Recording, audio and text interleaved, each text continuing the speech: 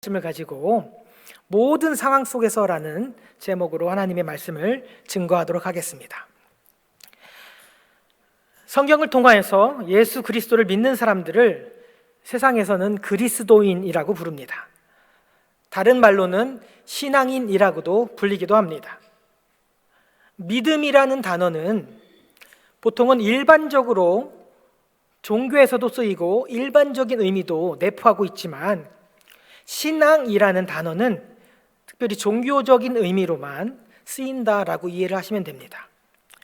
기독교 신앙이라는 것은 여러분들이 이미 다 잘 알고 계시겠지만, 보이지 않는 하나님을 믿음으로 고백하며 하나님을 닮아가는 삶을 살아가려고 노력하는 삶인 것입니다. 우리가 좀 이해할 수 있는 언어로 설명하자면, 우리 손에 들려진 성경을 통하여서 자신을 계시하신 하나님께서 우리를 죄와 사망으로부터 구원하시기 위해서 하나밖에 없는 독생자 예수 그리스도를 우리의 죄를 위해서 십자가에 내주신 사건을 믿음으로 고백하고 예수님을 주와 그리스도로 고백하며, 이제는 내 뜻대로 내가 주인 됐던 삶을 내려놓고 나를 살리신 하나님 아버지의 뜻을 따라 살아가는 것을 의미합니다.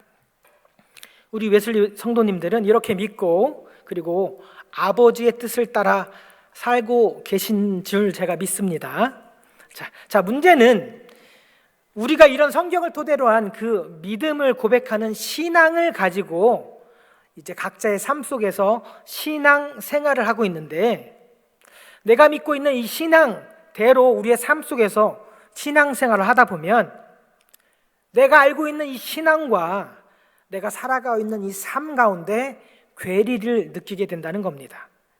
왜냐하면 우리가 신앙의 눈을 들어서 세상을 바라보려 하지만 여전히 세상은 하나님이 보이지 않고 하나님을 대적하는 공중권세 잡은 자의 손에 의해서 움직이고 있기 때문입니다. 에베소서 2장 2절에서는 이렇게 기록하고 있습니다. 그때에 너희는 그 가운데서 행하여 이 세상의 풍조를 따르고 공중의 권세 잡은 자를 따랐으니 곧 지금 불순종의 아들들 가운데서 역사하는 영이라. 내가 믿는 대로, 그리고 내가 신앙하는 대로 살아가려고 해도 이미 믿음과 신앙만을 가지고는 살아갈 수 없는 사단이 이 세상을 자기 손으로 쥐락펴락하고 있다는 것입니다. 그러니 신앙인들은 사단의 영향력, 공중권세 잡은 자, 악한 영의 영향력 아래에 있는 세상 속에서도 우리의 믿음을 부여잡고 매일매일 끊임없이 우리를 유혹하는 그 유혹을 이겨내며 영적인 전쟁, 영적인 싸움을 계속하며 사도 바울의 고백처럼 믿음의 선한 경주를 완주하려고 노력하는 그런 믿음의 사람들인 것입니다. 그것이 바로 믿음으로 의롭다 하심을 입은 칭의를 거쳐서 성화의 단계, 성화를 완성해 가고, 그리고 예수님을 조금씩 더 닮아가는 이 땅의 모든 믿는 자들의 선한 경주인 것입니다. 오늘 본문은 특별히 예수님의 길을 미리 앞서서 6개월 먼저 이 땅에 와서 예수님의 길을 예비했던 세례 요한에 대해서 나옵니다. 그런데 그렇게 예수님의 길을 앞서서 선한 일을 해왔던 이 세례 요한이 지금 감옥에 갇혀 있는 상태입니다. 감옥에 갇혀 있는 이유는 누가복음 3장에 보면 분봉왕 헤롯이 그의 동생의 아내 헤로디아의 일과 또 자기 행한 모든 악한 일로 말미암아 요한에게 책망을 받고 그 위에 한 가지 악을 더하여 요한을 옥에 가두니라. 여기서 말하는 헤롯은 헤롯 안디바입니다. 헤롯 안디바가 자신의 이복 동생인 빌립의 아내 헤로디아를 불법적으로 아내 삼은 일에 대하여서 세례 요한이 아주 강력하게 책망을 하자, 세례 요한을 따르는 사람들이 너무 많으니 함부로 죽일 수는 없고 폭동이 일어날 것을 두려워하여서 죽이지는 못하고 옥에 가둔 것이었습니다.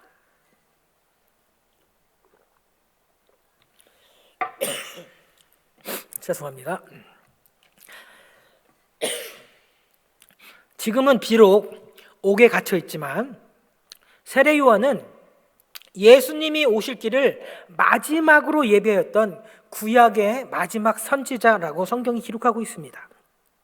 선지자의 안목을 가지고 예수님을 보자마자 세상 죄를 지고 가는 하나님의 어린 양이라고 요한복음 1장 28절에 고백을 하였고, 또한 예수님의 하나님 아들 되심도 증언했던 그런 믿음의 사람이었습니다.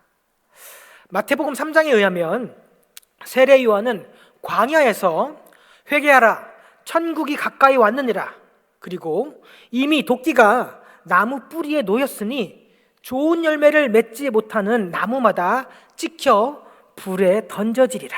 나는 너희로 회개하게 하기 위해서 물로 세례를 베풀거니와 내 뒤에 오시는 이는 나보다 능력이 많으시니 나는 그의 신을 들기도 감당하지 못하겠노라. 그는 성령과 불로 너희에게 세례를 베푸실 것이요 손에 키를 들고 자기의 타작마장을 정하게 하사 알곡은 모아 곡간에 들이고 쭉정이는 꺼지지 않는 불에 태우시리라 라고 고백했던 사람이었습니다.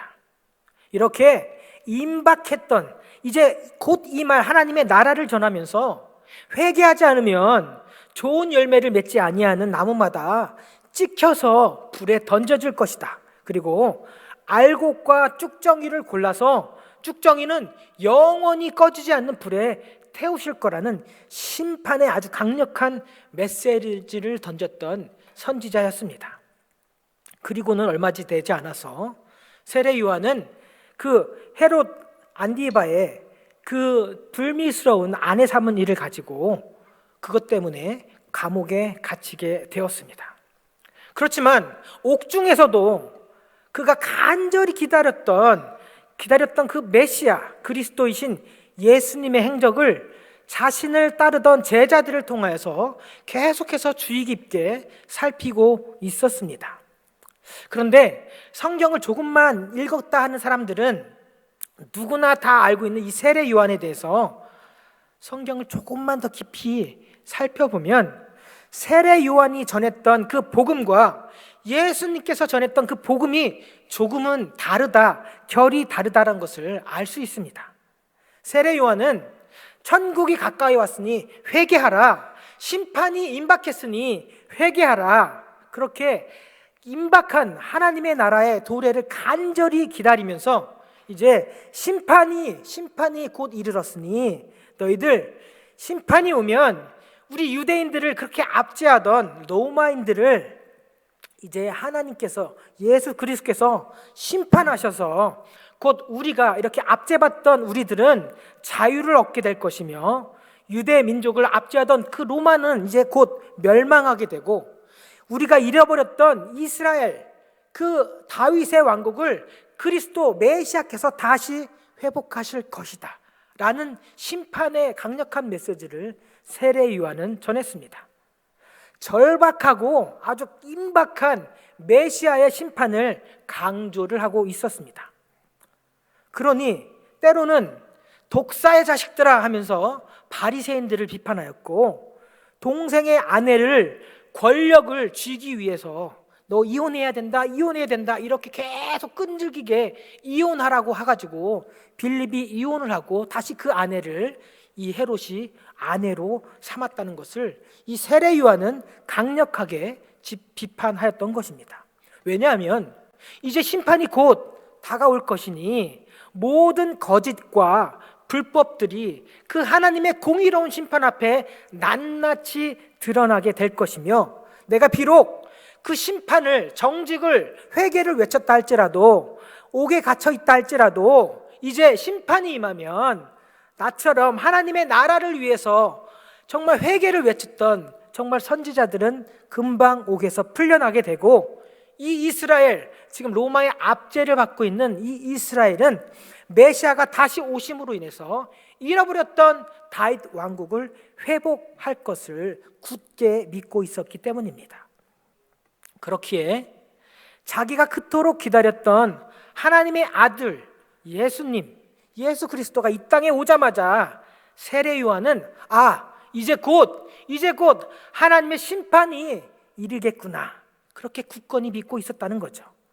그런데 옥중에 갇혀서 제자들을 통해서 들리는 예수님의 행적과 메시지는 세례 요한이 기다렸던, 그리고 간절히 기대했던 그것과는 조금 달랐다는 것입니다. 예수님도 분명 처음에는 마태복음 4장 17절에 회개하라 천국이 가까이 왔느니라, 이런 회개의 메시지를 전했습니다. 그러나 아시는 것과 같이 마태복음 4장에서는 회개의 메시지를 전했지만 5장에 가서는 하나님의 나라는 하면서 하나님의 나라의 시민으로서 우리가 어떻게 살아야 되는지 산상수훈을 가르쳐 주셨습니다. 산상수훈이 5장, 6장, 7절까지 이어지게 되는 거죠.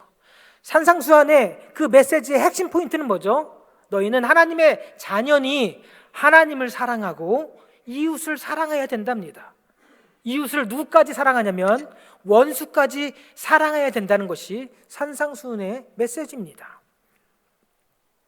산상수훈과 그리고 평지수훈, 우리가 누가복음에서 보았던 평지수훈 메시지를 통해서 하나님의 나라를 위해서 견디고 인내하고 핍박까지 받더라도 끝까지 견디는 사람들은 하나님께서 예비해 주신 놀라운 하늘의 상급을 받을 것이다. 그러니 지금 힘들어도 인내하고 참고 원수까지에게도 하나님의 자비하심, 하나님의 인자하심을 드러내도록 원수도 사랑하라. 원수도 하나님의 자비로우심을 깨달아서 다시 한번 믿음을 고백할 수 있도록, 하나님 나라 백성, 성도의 삶을 살 수 있도록 끝까지 용서하고 사랑하라는 메시지였던 것입니다. 그러니 세례 요한이 기대했던 이 임박한 종말론, 심판의 메시지가 아니라, 심판의 메시지보다는 오히려 하나님 나라의 백성으로서 어떻게 하나님을 사랑하고 내게 허락하신 공동체 가운데 이웃과 그리고 주변을 어떻게 살아가야 되는지를 가르치고 있는 예수님의 그 메시지를 세례 요한의 제자를 통해서 전해드리면서 세례 요한은 점점점 내가 기다리고 있던 메시아가 예수님이 맞는지 조금씩 의심하기 시작했습니다. 예수님은 여전히 하나님께서 주신 그 능력으로 병자들을 고치셨고, 심지어는 나인성 죽은 아들, 과부의 죽은 아들까지도 살려내시는 유일한 아주 놀라운 치유 사역을 행하시고 계셨습니다. 그런데 시간은 지날수록 예수님은 심판의 메시지가 아니라 오히려 회복과 치유의 하나님 나라에 대해서만 선포를 하고 있으니, 결국 세례 요한은 제자 2명을 보내서 예수님께 가서 직접 물어봐라.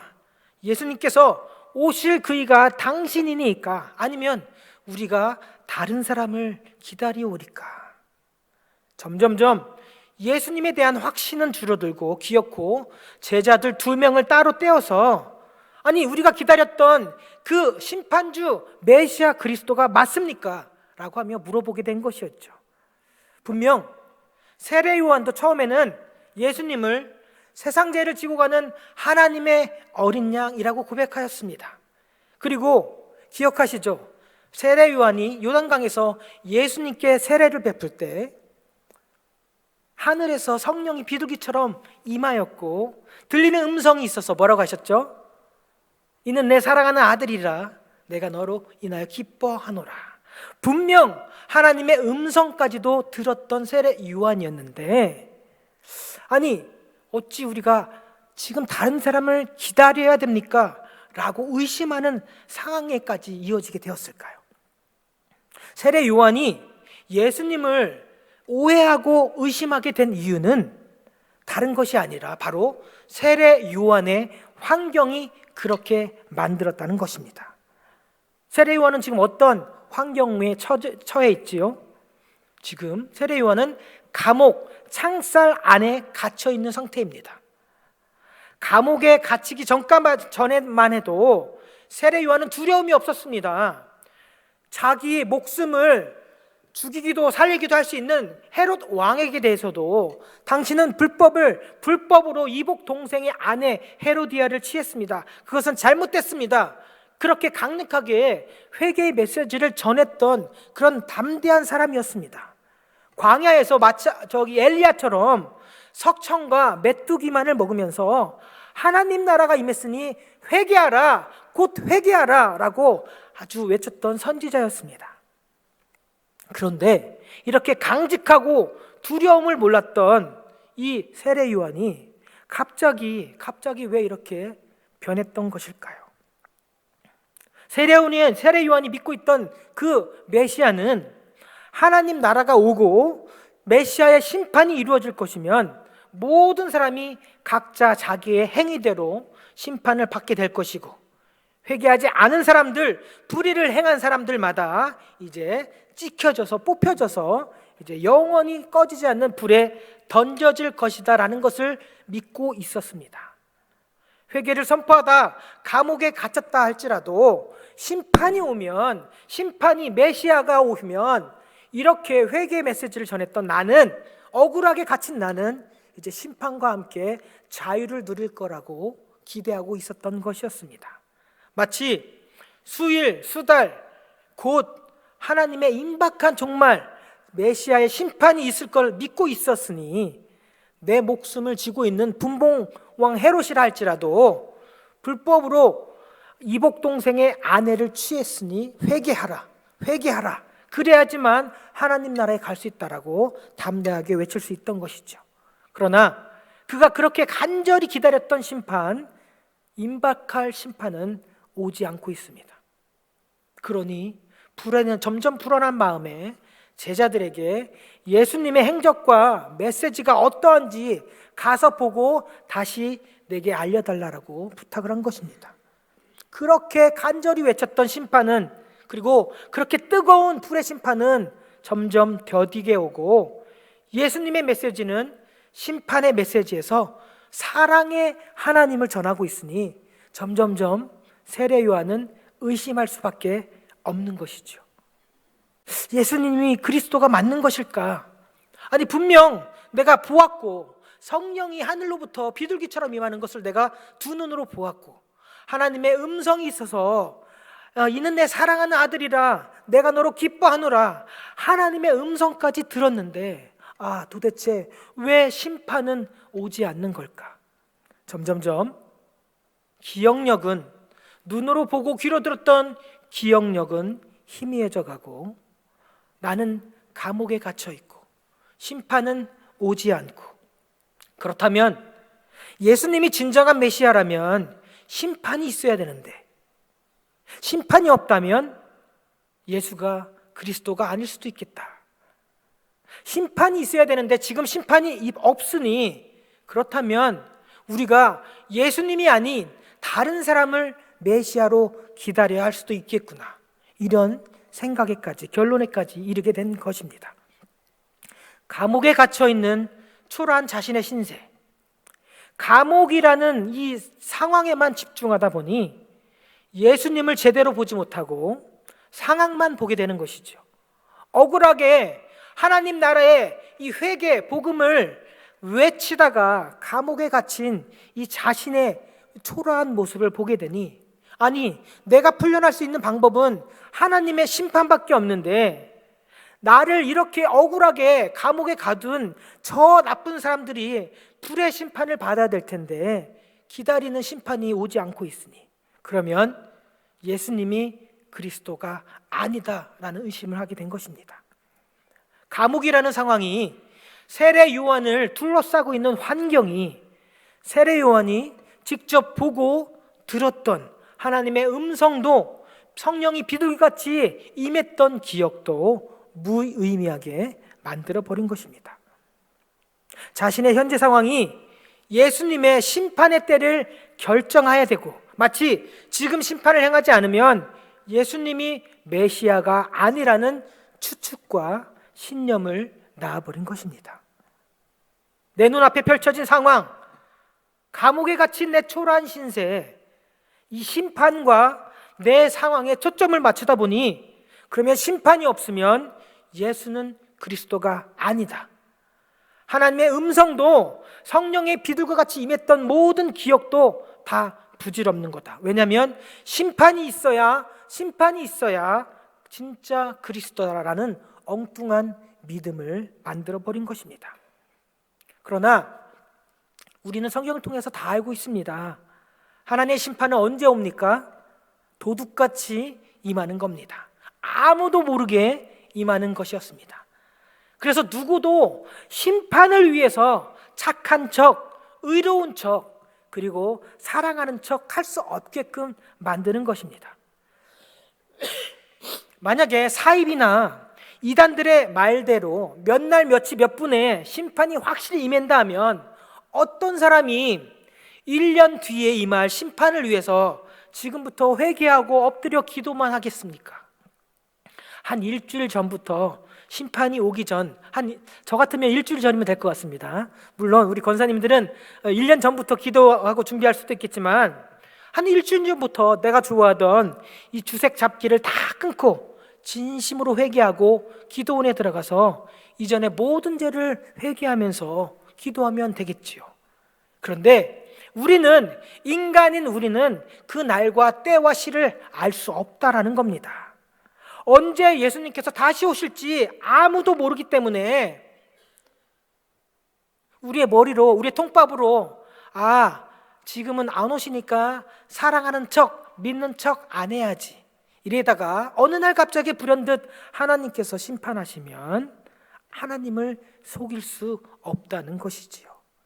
그런데 세례 요한은 자신의 상황에만 너무너무 집중하고 갇혀 있으니, 감옥에 갇혀 있는, 지금 핍박받고 있는 이스라엘을, 이 유대인들을 하루라도 빨리 심판이 이루어져야 회복할 수 있는, 잃어버린 모든 지위와 다윗의 왕국을 회복할 수 있으니 심판이 없다면 그리스도가 아니다라는 결론을 내리게 된 겁니다. 그렇다면 우리는 어떻습니까? 여러분의 그 상황과 환경, 어려움과 이 고난의 문제 가운데 인내하고 기도하며 하나님의 뜻을 찾기보다는 지금 당장 리모컨을 눌러서 하나님 내 기도에 응답하여 주시옵소서, 이런 하나님을 간절히 원하고 있지 않습니까? 아무도 알아주지 않는 꼬여있는, 빌빌 꼬여버린 내 상황들, 그리고 아무리 기다려도 아무리 노력해도 해결되지 않는 문제들, 누구도 달려와서 도와주려고 손 내미는 사람도 없으니 주님, 지금입니다. 지금 당장 주님의 크신 펴신 팔로, 능력의 오른손으로 나를 도와주시옵소서. 그런 하나님만을 믿고 있는 나의 모습은 없는지 돌아보셔야 됩니다. 나의 상황을, 내 모든 것, 나를 중심으로만으로 일하시는 하나님은 성경을 통해서 우리가 알고 있는 하나님이 아닙니다. 나만을 위해서 일하시는 하나님, 다른 사람의 기도는 말고 내 기도에만 응답하는 하나님, 그것이 바로 세례 요한이 감옥 속에서 믿고 있던 하나님인 것입니다. 이런 믿음은 제대로 된 신앙이 아닙니다. 다시 한번 말씀드립니다. 내가 만들어낸, 내가 머릿속으로 상상해낸 하나님을 믿는 믿음은, 내가 만든 내가 복음은 결코 올바른 신앙이 아닙니다. 마치 세례 요한이 지금 심판하지 않으면 예수님이 그리스도가 아니죠, 우리가 다른 사람을 기다려야 되죠 라고 의심하는 것과 마찬가지입니다. 나만을 위해서 일하시는 하나님, 내가 기도하면 반드시 척척 응답하시는 하나님, 나의 어려움을 위해서, 나의 심판을 위해서 주변의 모든 사람을 어렵게 만드시는 하나님, 항상 내 편에 서서 일하시는 하나님, 그런 하나님 믿으시면 안 됩니다. 우리 하나님 공의롭고 정의로우면서도 한쪽으로 치우치지 않는, 우리가 지금 있는 이 캐롤톨만을 다스리는 하나님이 아니라 말씀으로 지으신 온 피조 세계를 우주 만물을 다스리는 창조주 하나님을 믿으시길 축복합니다. 하나님의 나라와 하나님의 뜻과 그리고 이 땅 가운데 하나님의 뜻이 이루어지길 위해서는 우리 하나님은요, 모든 사람을 구원하기 위해서 끝까지 용서하시고 기다리는 하나님이심을 믿으시길 축복합니다.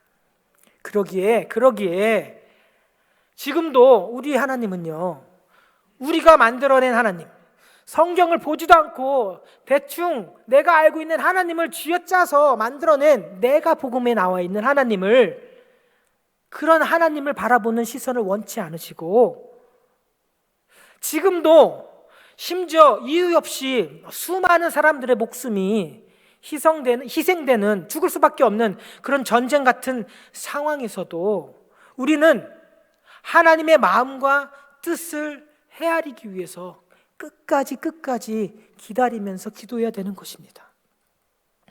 내 시선으로, 내 생각으로 내가 믿고 있는 하나님을 믿는 것이 아니라 성경을 통하여 하나님께서 자기 자신을 계시하신 성경 속의 창조주 하나님을 믿으셔야만 하나님의 나라와 하나님의 뜻이 바로 우리가 살고 있는 이 땅 가운데, 웨슬리 공동체 가운데 이루어지심을 믿으시길 부탁을 드리겠습니다. 아직 우리는 그렇게 할 수 없습니다. 그러니 우리의 믿음의 눈을 뜨게 하시고자 하나님께서는 지금도 우리의 머릿속으로는 도무지 이해할 수 없는 광야로 우리를 인도하시고, 우리가 여태까지 믿고 살고 있던 그 모든 것을 다 내려놓고 광야에서 하나님만 바라보도록, 하나님만 의지하도록 훈련과 연단의 길을 걷고 있게 하시는 겁니다. 하나님, 이 훈련이 언제 끝납니까? 아니, 다른 사람들은 정말 편안하게 살고 있는데 왜 나만 이런 광야로 훈련을 하고 계십니다? 하나님, 저도 이제 물된 동산으로, 푸른 초장으로 좀 인도해 주시면 좋겠습니다. 여러분이 겪고 있는 그 심정과 그 아픔과 그 모든 것을 제가 다 이해할 수 있다라고 말하지는 않겠습니다. 그렇지만 우리는 모두가 저마다 수고하고 무거운 인생의 짐을 양쪽 어깨에 한가득 메고 힘겹게 하루하루를 살아가고 있는 믿음의 인생들입니다. 어떤 상황 속에서도, 어떤 아픔 속에서도, 모든 상황 속에서 우리가 눈을 들어서 문제를 바라보는 것이 아니라 눈을 들어 창조주 하나님을 바라볼 수만 있다면, 비록 내가 걷고 있는 이 길이 정말 힘들고 어렵고 고난의 연속이라 할지라도 이 길 끝에 나를 맞이하시는 이가 우리가 평생을 믿고 있던 구원의 하나님이심을 바라볼 수 있는 믿음의 눈을 소유한다면, 비록 오늘 내가 쓰러지고 힘겹게 한 걸음 한 걸음 걸어가야 되는 이 삶의 무게와 인생의 무게가 있다 할지라도 그렇게 무겁게만 느껴지지는 않을 것입니다. 오히려 살아계신 하나님께서 내 손을 잡고 나를 이끄시고 그리고 인도하시고 동행하고 계시다는 것을 깨닫는다면 내 어깨에 나를 짓누르고 있던 인생의 그 무게들도 조금은 가볍게 느껴지고 빡빡한 내 삶의 여유와 온정도 넘칠 수 있을 것입니다. 우리가 눈을 들어 상황을 바라보지 않고 거기에서 눈을 들어 믿음의 눈으로 창조주 성경의 하나님을 바라봐야 되는 것입니다. 모든 상황 속에서 믿음의 눈을 들어 우리의 구원자 되시고 소망이 되시고, 그리고 우리가 걸어가는 이 길 끝에 우리를 두 팔 벌려 맞이해 주실 우리 하나님, 주님만 바라볼 수 있는 저와 여러분 되시길 예수님의 이름으로 간절히 축복합니다. 기도하겠습니다.